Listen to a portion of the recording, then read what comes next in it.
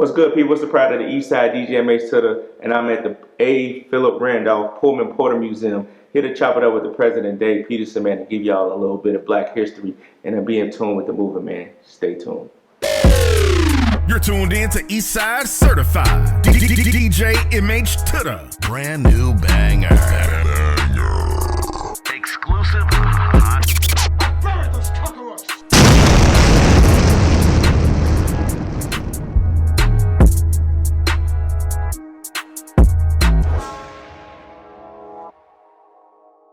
Yo, what's good, people? It's the pride of the East Side, DJ MH Tutter. Welcome back to another dope episode of East Side Certified. And this time we doing our For the Culture segment. And I got the president, one of my good friends. This guy has done a lot for the city, a lot for the culture, a lot for the world. And we at the A. Pullman Rudolph Museum. My brother, Mr. Dave Peterson. How you doing, sir? Appreciate it. Thank you. Welcome to the A. Phillip Randolph Pullman Porter Museum. Appreciate you for having me, man. Thanks for coming back in a different capacity. You know, you always come to see us in the service capacity. Right. Word. You give us your superior service to the community, you know, when you DJing, making sure the whole neighborhood has a good time. So we appreciate you for that. Thank you. No doubt, my brother. Always. And I appreciate you considering us, you know, just to kind of tell our story a little more. For sure. No So before we get into the story of the museum, I want people to get a little bit of background information of you. Sure. Let them know about you. Sure. Well, first, I just want to preface this by saying this is Black history right here. For sure. Because, you know, you got a Hyde Park Indian and a Kentwood Bronco. I was going to let everybody know we going to officially squash the beef today. we got to. You know, the real ones, we never had beef. It's always Right. been family. That's what's Facts. so funny, you know. So, you know, our in-house competition has always just been that, you know, just friendly competition. But shout out to class of 98 at Hyde Park, 99 at Hyde Park, all my people over there. Word. Shout out to 99 Kentwood as well. For sure. But, I mean, that's me, man. You know, like I say, I'm a Kentwood Bronco. Grew up right in this area right here, and then, you know, where the museum is. And I was groomed and raised on the east side, how I met, you know, my brother here, you know. So my family's on Coles and Phillips, and, you know, we've had an opportunity to watch our neighborhood through the ups and downs, you know, kind of Facts. transition, you know. Yeah. So we kind of started there, you know, trying to encourage brothers in the neighborhood to start businesses, get into the music industry. You know, we had a few success stories. We had a few, you know, tragedy stories. You Yeah. know? But I mean, by the grace of God, you know, we still here, still doing the work that we doing. You know, I got into historic preservation by way of social learning theory. You know, this was an environment that my mother was into when I was real young, and I just kind of watched her do it. Okay. Same thing with property development. You know, that's how we actually moved to the neighborhood from Hyde Park, where we were living at originally. And, you know, we've been here since '89. Wow. So I left, went to Florida about '99, went to Florida A&M University, and, you know, had an opportunity to network with a lot of good people there, but it was time to bring the show home. You know? So we've been here. I've been in this seat as the president here since 2009. Got back home in 2007. Once again, where we had an opportunity to start a lot of movements here in the city. You know, we had one of, if not the first, real video shoot on the East Side. For sure. You know, so we did a video shoot with my good friend Daquan. We call him Boo. Mm-hmm. Shout out to Boo. Another Indian. You know, my brother. And, you know, him and my guy, Mr. Green, you know, good brother there. You know, they had an opportunity to do a video shoot called If It Ain't About No Money. Yep. It ain't about. You bringing up the real history. It ain't about ish, you know. And that was the narrative we was painting. You know, it was a lot of senseless violence going on. We like, look, if it ain't about no money, what we fighting for, you know. So that was our underlined agenda when we was doing that. We wound up, you know, recording the song. The brothers did a good job with that. And we did a video shoot. You know, we had, you know, JJ from Brain Dead around, and we just went through the whole East Side. You know, we started on Coles. We were on Exchange, went over to Chappelle. We were at the lake. We all culminated at the lake. Yeah. You know, but what we wanted to show people is, you know, where it was all of these different beefs, we're going to walk through the neighborhoods collectively, all standing behind culture. Yeah. Our culture, our depiction of the culture at that moment was hip hop. That was what we chose, you know. In other spaces, it might be something different, but we chose to use entertainment as our tool to kind of stop the violence by increasing the peace, you know, bringing everybody together. It lasted for a little bit, not too long, but it sparked something in a lot of different people that wound up going off to do their own things. And then from there, we started the Shy City Record Pool, myself and Booze, and DJ V-Dub. Yep. So, that was an opportunity once again for us to facilitate an environment where brothers and sisters from the inner cities could come and learn about the music business. Yeah. We didn't want to see our people go into a industry and not be armed with any of the tools they needed. So we didn't want to make it seem like we knew everything. I mean, we knew a lot, but we brought in the professionals from all of the record labels, A&Rs, executives from record labels, all of the DJs, most importantly. And that's when we launched the Respect the DJ campaign, which you had an opportunity to be a part of. Absolutely. You know what I'm saying? So that was history because, people weren't really respecting the DJ how we felt that they should when we understood that they were the real fabric behind a lot of this. And once we began to do that and tied it in with the Shy City Record Pool movement, it really created a movement in the city. So by the time we had got to like installment 3, it was like 12, 13 deals in the city signing. Absolutely. Because the labels were coming and they were taking that word back like, man, they got some heat there. Some people at the record pool were making those connections while they were there. Some people were waiting and then they would come back a little later on and find out about it. But either way, the energy that we created in the city, that level of confidence, people was just putting their stuff out. And then, like I said, these labels was hearing about it and they was writing up checks. So we're very proud of that because, at the core of everything we do, we Black nationalists. Yeah. We care about our people's history, heritage, and culture, and preserving our people's legacy. So any way that we can do that, from the streets to the suites, we try to make that happen. So all of those things, I kind of mixed them all up here, here at the museum. This is the world's first and only Black labor history museum. Wow. We were founded by a Black woman named Dr. Lynn Hughes, who happens to be my mother. We founded this place in '95. Okay. She came from the entertainment industry. So she was a singer and had an opportunity to, do backup singing and rub shoulders with some of the greats. Frank Sinatra, James Brown, Elvis, all these different people back in her day. She recorded Prince's first radio commercial in Milwaukee when he was about 19 years old. Wow. She was a student in Milwaukee College, so, that kind of has been mixed into this whole place from the bricks. We got a performance stage outside we built for our youth and young adult division, Museum 44, where hip hop meets history. And the reason that we started that was because we had Good Morning America come to the museum, and they set up their whole studio downstairs. We did the recording, and as I'm sitting up here looking like, wait a minute, we could do that here. So I'm like, you know what, I want to create a 106 and Park right in the hood.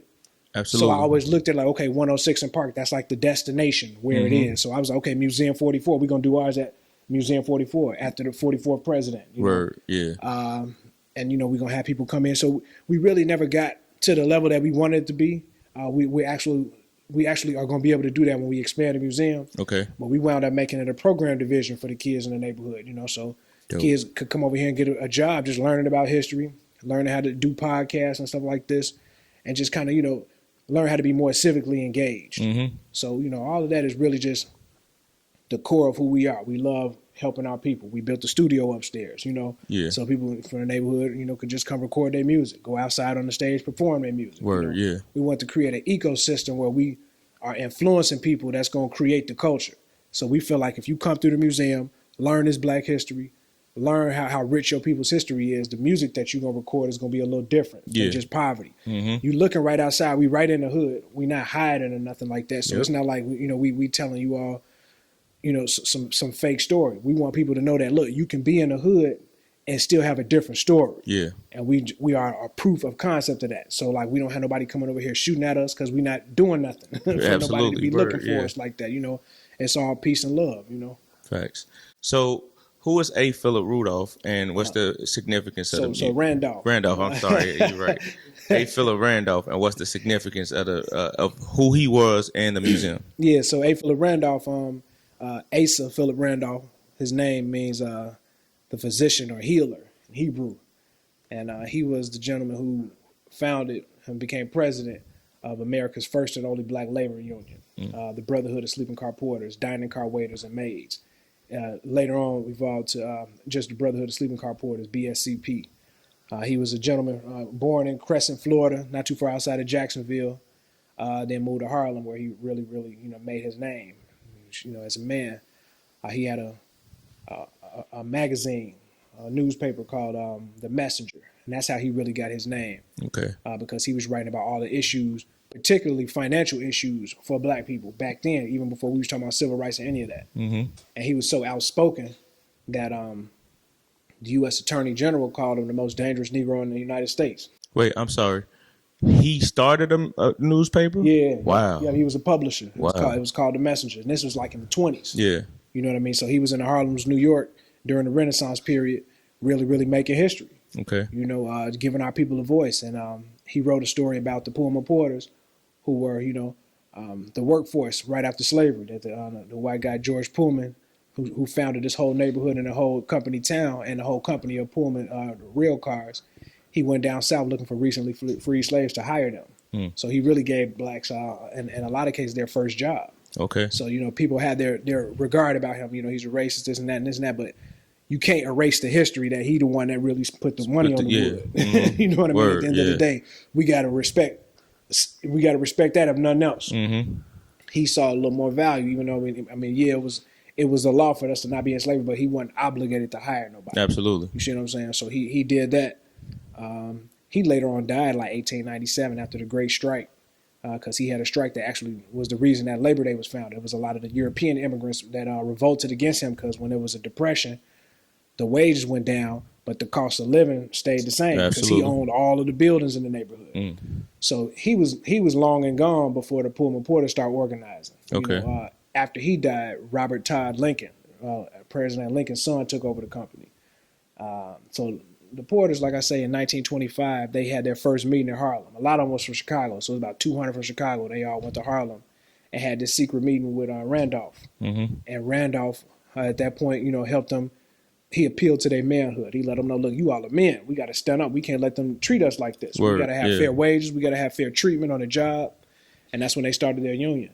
So they had to wait like 12 years until 1937 to receive a charter under the American Federation of Labor, like all of the unions. But before that, they was just kind of bar none, just kind of doing their own thing, you know.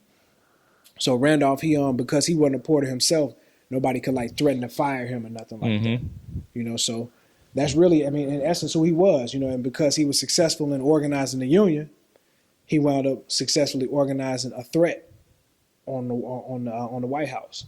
They threatened to do a march on Washington. This was like in 1941. Okay. Because, you know, there was discrimination going on in the armed forces. So they stood in solidarity with the black troops and said, look, if you all don't treat these brothers right, we're going to march on Washington. We're bringing all the unions from all around the country. You know, so the president said, you know what, whatever you guys want, you know, we'll do it. You know? It was a little pushback at first, but finally he said, all right, we'll do it. And they said, well, what we want is we don't want no money, no jobs. We want you to sign an executive order. So they signed Executive Order 8802, which banned all discriminatory practices in the armed forces and work-related fields. Wow. So at this point now, black people can, you know, have fair treatment in the war. And then that changed the landscape of everything. So that gave them the confidence to say, okay, anything going on civil rights, we're going to be involved with it. So like when Rosa Parks got arrested, you know, who she was working for was an ex-Pullman Porter. Oh, wow. His name was, you know, E.D. Nixon. But he was also the one who was running the union in Alabama for the Brotherhood. But he was also the local president of the NAACP. So because she was the secretary, she had already been kind of prepped on what to do if she had ever something happened. Yeah. So she called E.D. Nixon. E.D. Nixon called Randolph.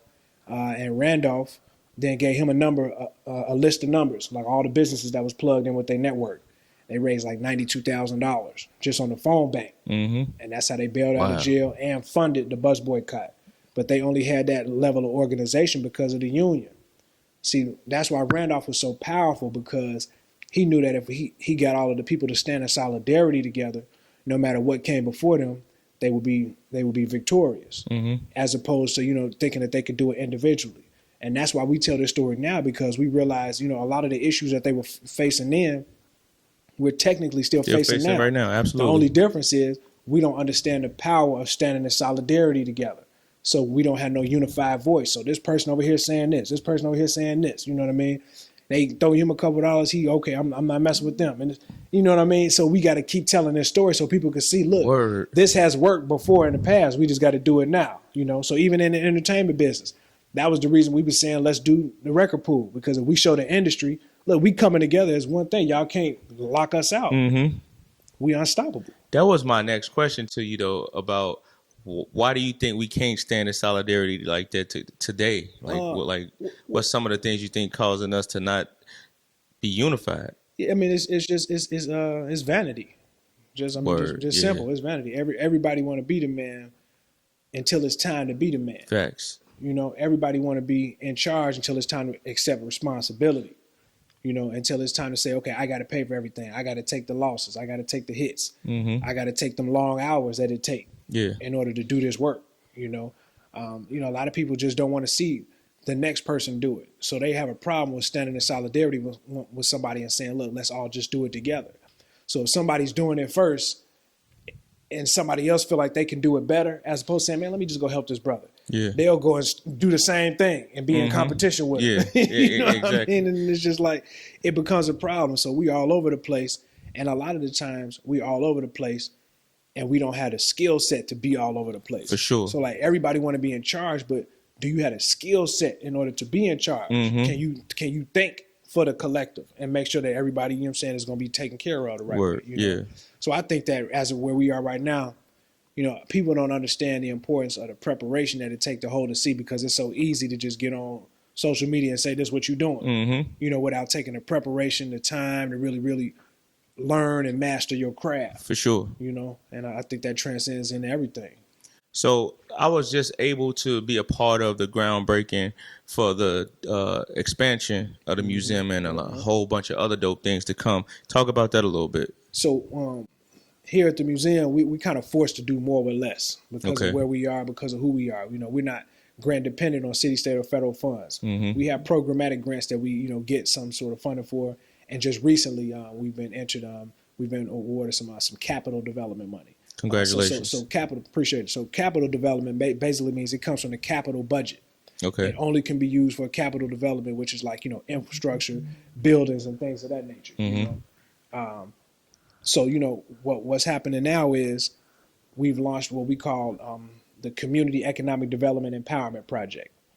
The Community Economic Development Empowerment Project is our neighborhood stabilization plan, which is in collaboration with our community development corporation called Randolph's Dream Community Development Corporation. So you know, our community economic development empowerment project, which we call CDEP 2020, right? We call it 2020 because it's the clear vision, you know, clear eyesight of what we see our neighborhood blossoming and developing into if we take control of it of ourselves and use this model, which we call cultural economic development, which gives us the capacity to use our history, heritage, and culture and the byproducts of those things in order to socially and economically develop our communities. You know, so what we're doing is we're taking over this entire block where the museum's been since '95.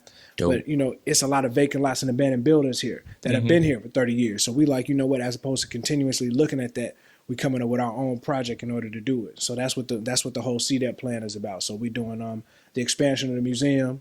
We're doing a Jesse White labor research library. So when people want to learn more about, you know, the labor unions and stuff on a research level, they can do that right in our neighborhood.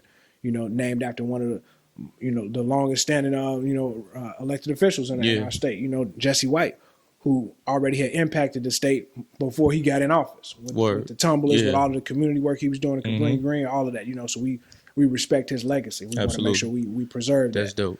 We also doing something called Pullman Porter's Row, and that's going to be like an outside, you know, tourism recreational pavilion where people can go outside, just kind of hang out. It'll be a community space, you know, kind of like a tourism and hospitality park. Okay. You know, we're going to put some model train cars over there, stuff like that. And then we're going to do a Dr. Hughes Brotherhood of Sleeping Car Porters Ladies Auxiliary Women's History Museum.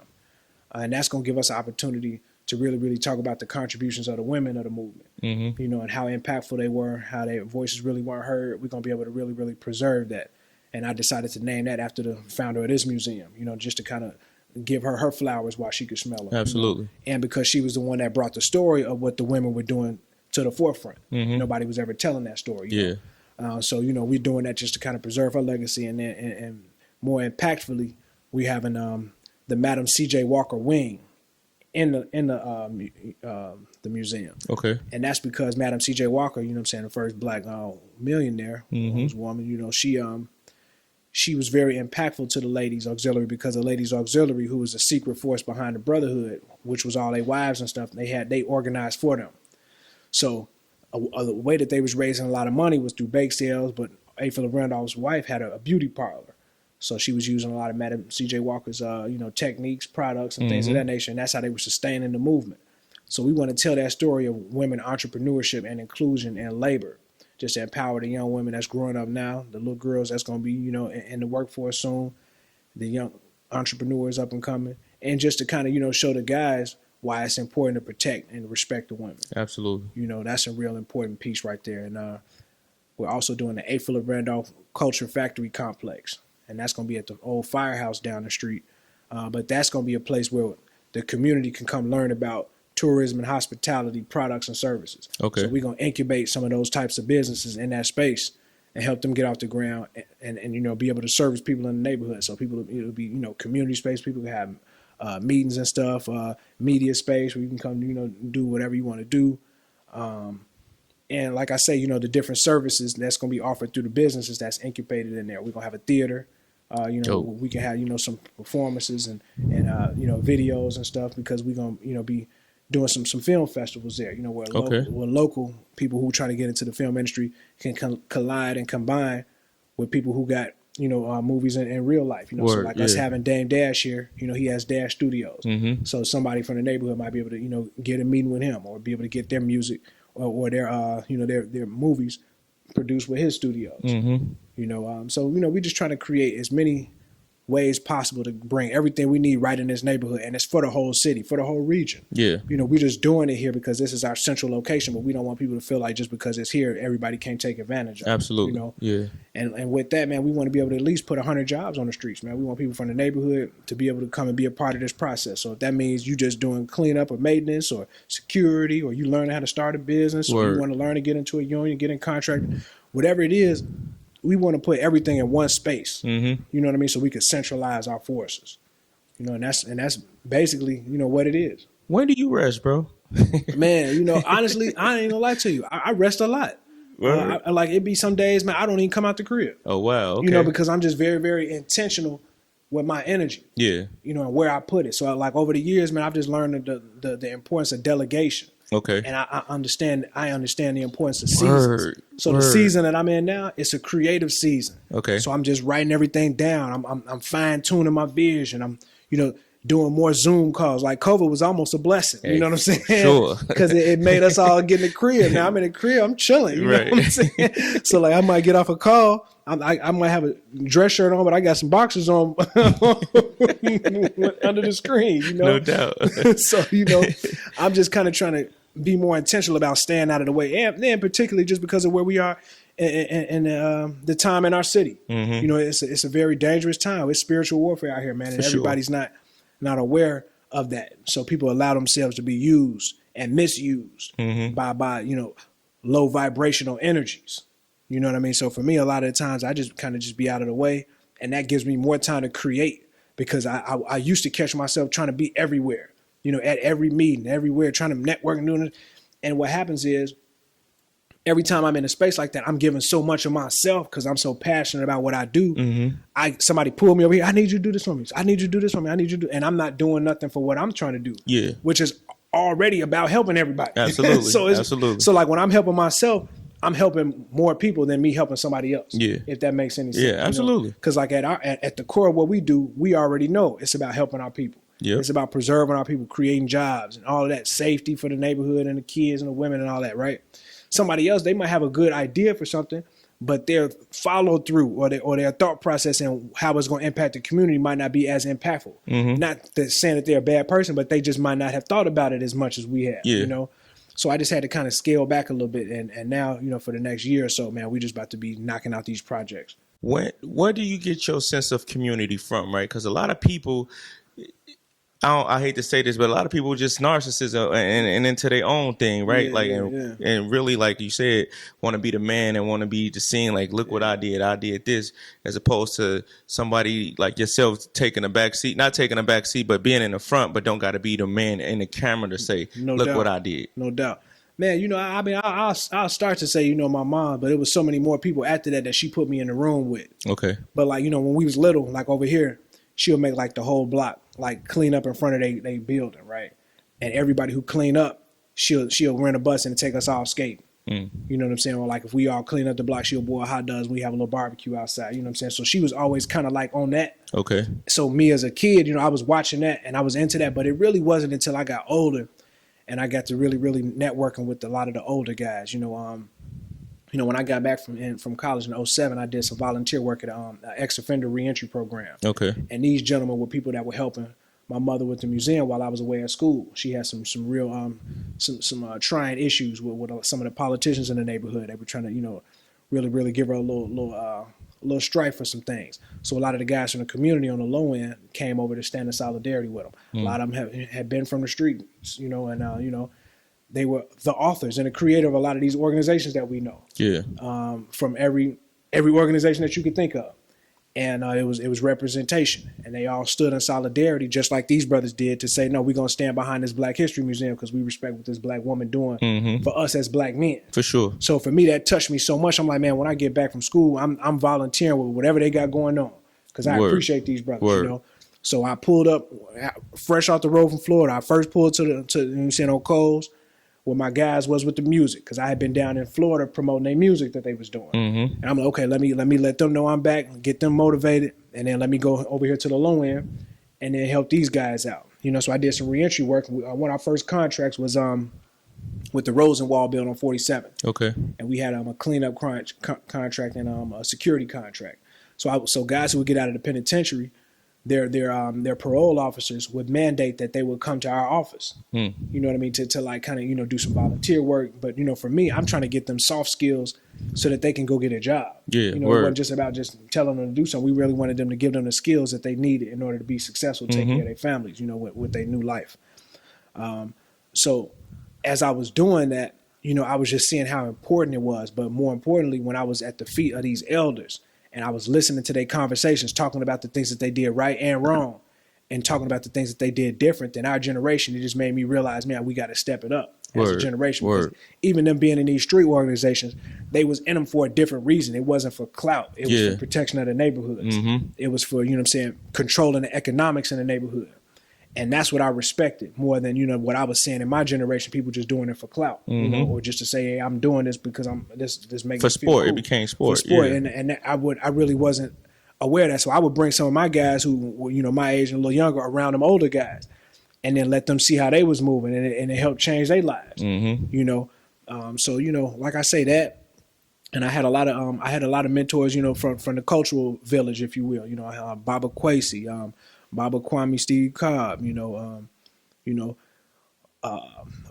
a lot of different people that are in the space of preserving African culture and history. I had an opportunity to be mentored by, Harold Lucas, Paula Robinson, Naomi Davis, all these different people that are still known in the city for doing this type of historic preservation work.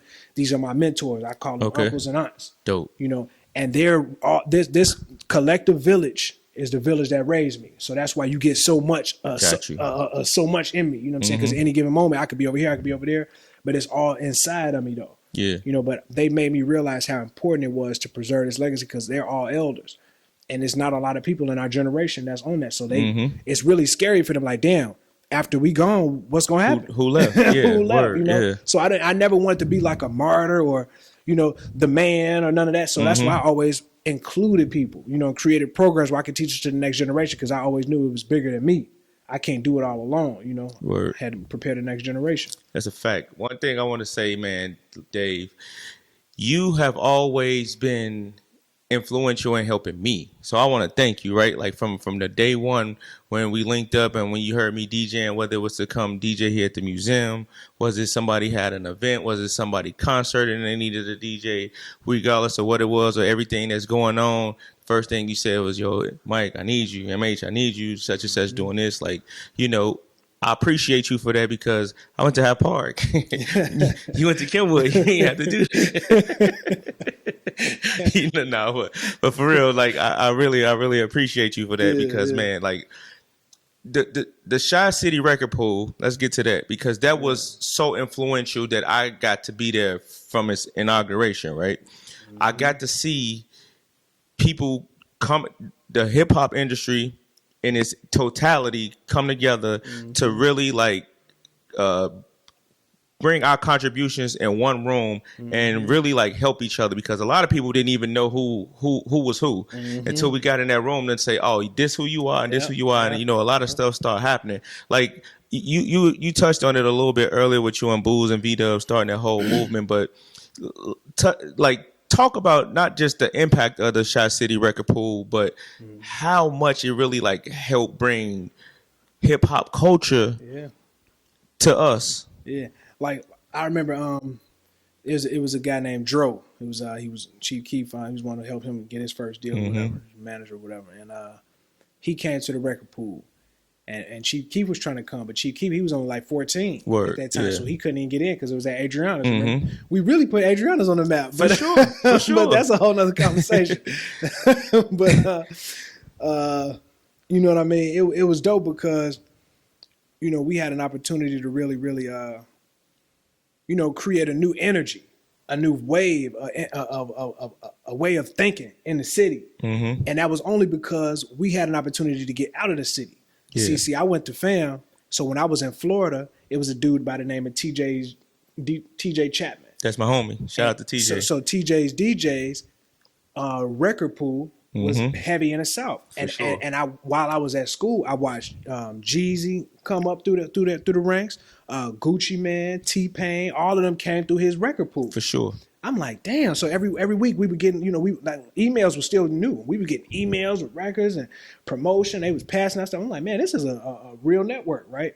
Booz, he's in Atlanta at Clark. He was going to school with Drama and Holiday and all of them. So he watched them create their affiliates and all of that. So I'm like, oh, okay. So we would just be on the phone, just brainstorming, like, man, Booz just hit me one day. And this is when I moved back to the crib. He like, bro, what's the one thing that keep the whole industry moving?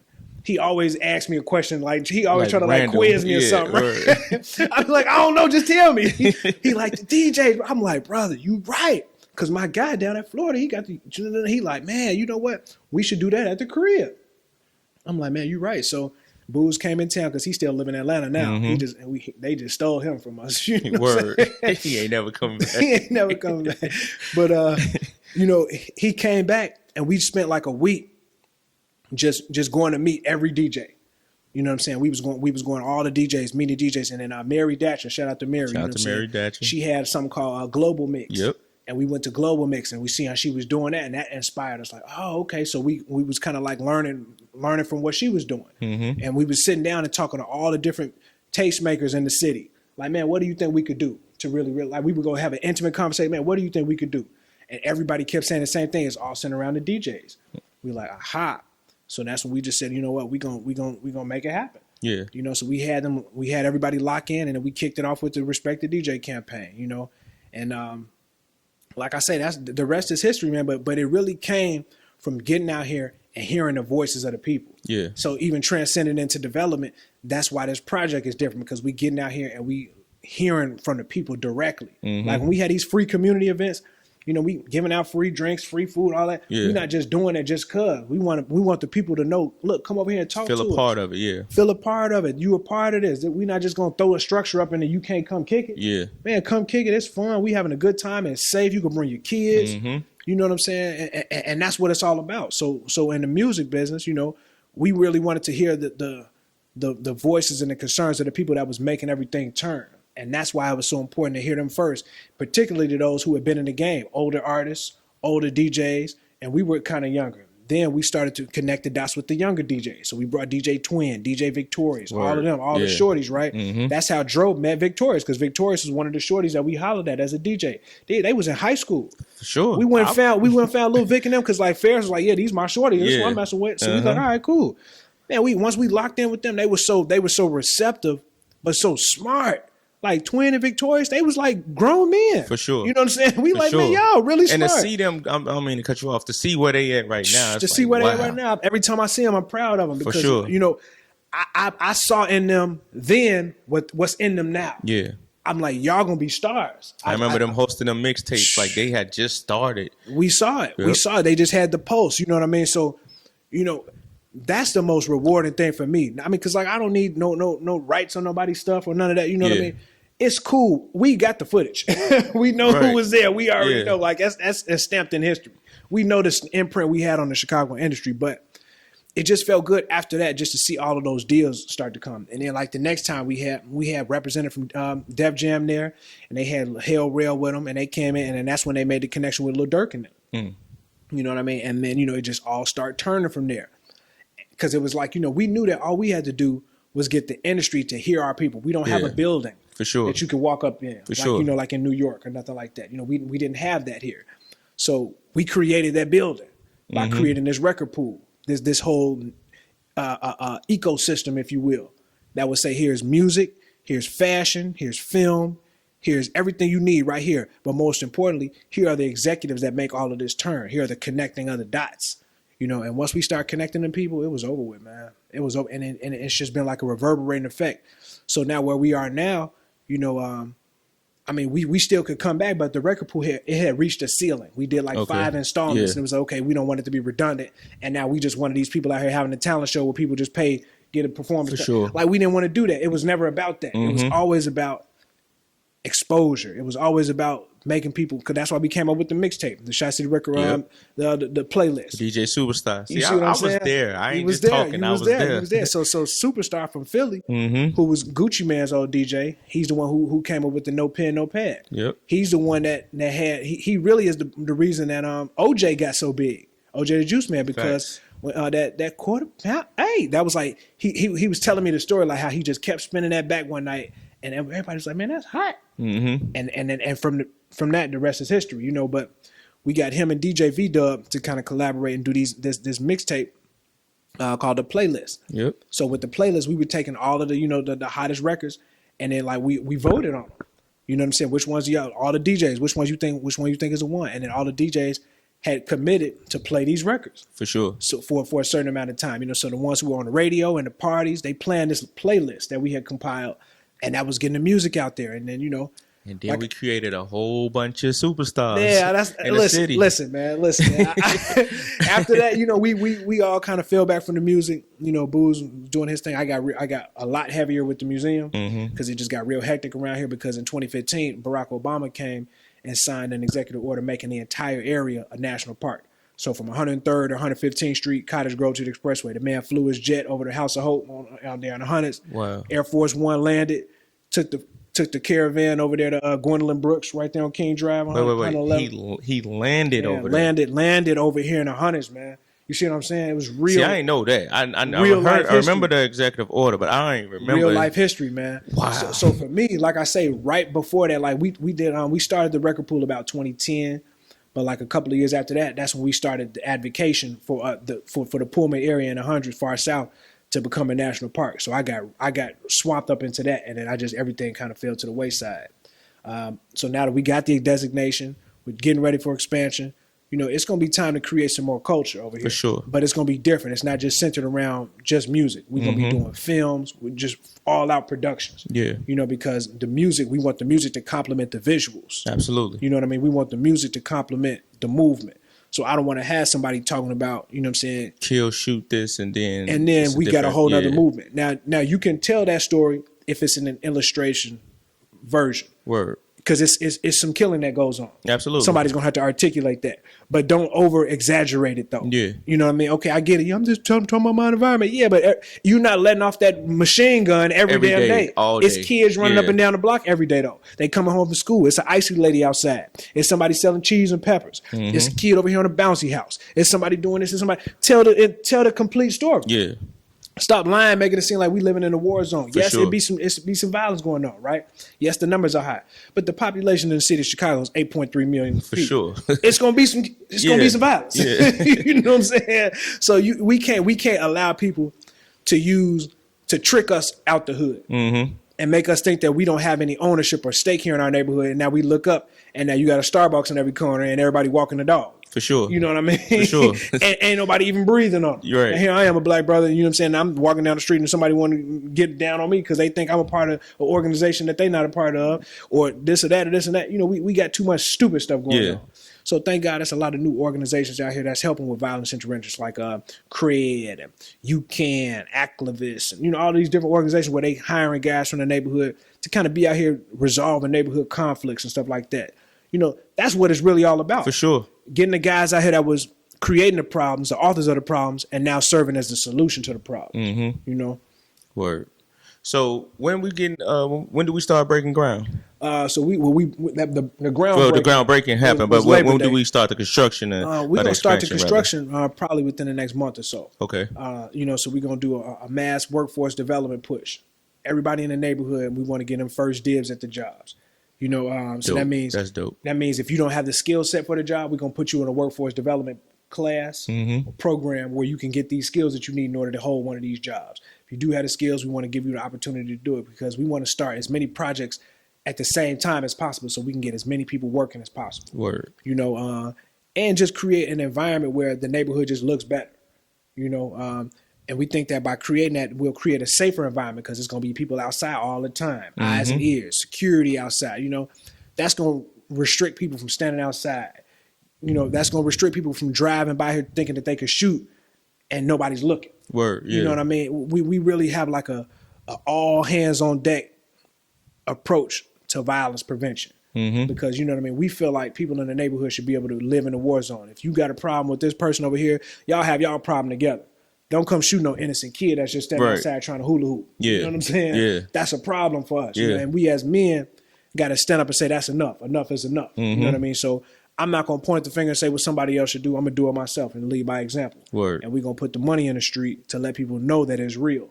You know, you can have wealth. Everybody say, man, you can't have nothing in the city, man. Everybody hate on you in the city. Yeah, I mean, if you put out energy like that, we're not putting out that energy. We're employing people, we changing people's lives, and we're not tolerating no disrespect around us or to us. Word. You know what I mean? And we're doing that because we're men first before we anything. 100%. Yep. You know what I'm saying? It's fathers, it's dads, it's husbands. You know what I'm saying?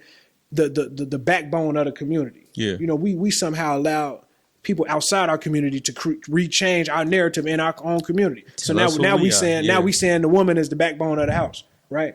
We forcing all of that on the woman, you know, forcing her to be strong and all this, right? Women ain't even engineered to be strong. We got our women out here feeling like they got to be stronger than the men. For sure. We as a men got to stand up and say, no, we got you, baby. You chill. You do what you need to do. Rest in your femininity. Yeah. Because that's what we need. We need the balance out here. That's why everything messed up, because it ain't no balance between the masculine and the feminine. You know what I'm saying? So our women, they need to be protected and provided for and all of that. You know, stuff like you do every day. 100%. Without nobody having to ask you to be no father or be no husband. That's one thing I admire about you. You know Appreciate what I'm saying? That. You're going to take care of your family, but if you don't do nothing else, by any means, you're going to take care of your family. By any means. And that's what people got to see. Yeah. People got to see that, man, so that they can understand, you know what? That's the real gangster. That's the real cool. You know what I'm saying? That's the real wealth. Creating an environment where our families and our people in our communities feel protected and loved on and provided for, you know? Yeah. So we're going to start, like I say, soon.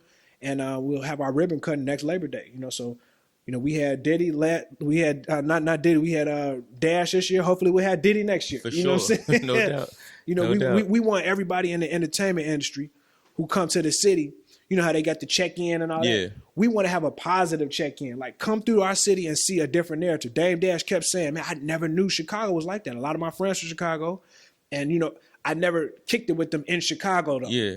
Yeah. So he had no idea it was this many intellectual people here, and we ain't just killing. It's a beach on the east side and all that. Like, he had no idea about none of that. You know what I mean? So we showed him a whole new side of Chicago, and that's what we want to show all the artists that come through here, because artists, you know, come invest in something that's gonna stand. Like, yeah, you might think you helping out by doing, you know, a giveaway or this or that, but like, after you get that stuff away, then what? Then what? We want to build something that's gonna sustain and create jobs. Yeah, that's what it's all about. Like, 100%. Yeah, I appreciate the turkey. I appreciate the bag with the school supplies in it. But I'd rather, you know what I'm saying, you help me pull myself up by the bootstrap so I could go buy my own turkey. I go buy my own shoes. You know what I'm saying? I can help the next person. So I can help the next man. Yep. So every artist that come through here, we want to show, look, this is a place where you can donate. This is a place where you can come volunteer, get some in-kind service, come do a free concert for the kids. For you know sure. What I'm saying? Yep. Come take some, like Dame Dash, he walked through here like he was from the neighborhood. took I pictures saw with it the with my kids. own eyes. Took And I pictures with stopped the Dave. kids, I you know said, what I'm yo, saying? Dave, y'all just walked the whole neighborhood with no security, With no just with the security, dog and just chilling. his staff. We our own security. I Word. mean, and don't get me wrong, we got security, Of course. but they don't have to be all up on us. But when it moves, it moves. Though. Yeah. You know what I mean? Word. It's there, but I mean, we don't have to flaunt that. We want people to feel comfortable, know. And shout out to Rita Lee and New Face though, because Word. Shout out Rita. TTPMG, Trusted Process Music Group. Because she's the one who orchestrated the whole thing with Dame Dash. Okay. So she was more impactful and important than Dame Dash. Because she was the black hand behind the scene that brought everybody together. That brought the whole. She created an environment for him that was different. We moved that man around the city like the president. Yep. You see what I'm saying? Yep. And it was because of a strong sister like that helped that environment. She been a player in the Chicago game. You know what I mean? Since the record pool days. She been a player in the game. And it's important that we got people like that in the game that's selfless and really care about the fabric of the movement, because other people, they'll come through, exploit an artist, you know what I'm saying, and make them think they could just come to our city and they get their little money and then just go on about their business. Nah, bro, come on, check it out, man. Yeah. We want you to come talk to some of these kids over here. We want you to see what we got going on. Be an ambassador for what we got going on good in the city, so people don't think what they see on the news is our everyday narrative. Absolutely. You feel me? Yep. Yeah. So that's how that is, man. And while that's going on. In February, we're going to launch our Black to the Future movement. Okay. So that's going to be our virtual tour for the museum. So, we're going to have an opportunity for people to go online, get a free membership. When we got a QR code outside the museum. You can scan that. You can go to our website, get a free 2-year membership. So you're going to be able to see the museum inside of the museum virtually while we close down, and also be up to date about, anything else we got going on. We're going to be going into the schools a little more with our traveling exhibit. Okay. Create more curriculums for the kids. That's dope. That's going to incorporate history, heritage, and culture. So that's music. So we might come to your school with a couple of artists, you know what I mean? Yeah. And a whole build-out session about the Pullman Porters. Just force feed all of this history to our people. We got to change the narrative. We changing the algorithm. For sure. Every time you look on social media, you know what I'm saying, there's something negative going on. We about to change that. We about to flood the algorithm with all positivity, representing the people that's doing the right stuff out here. Word. I love that.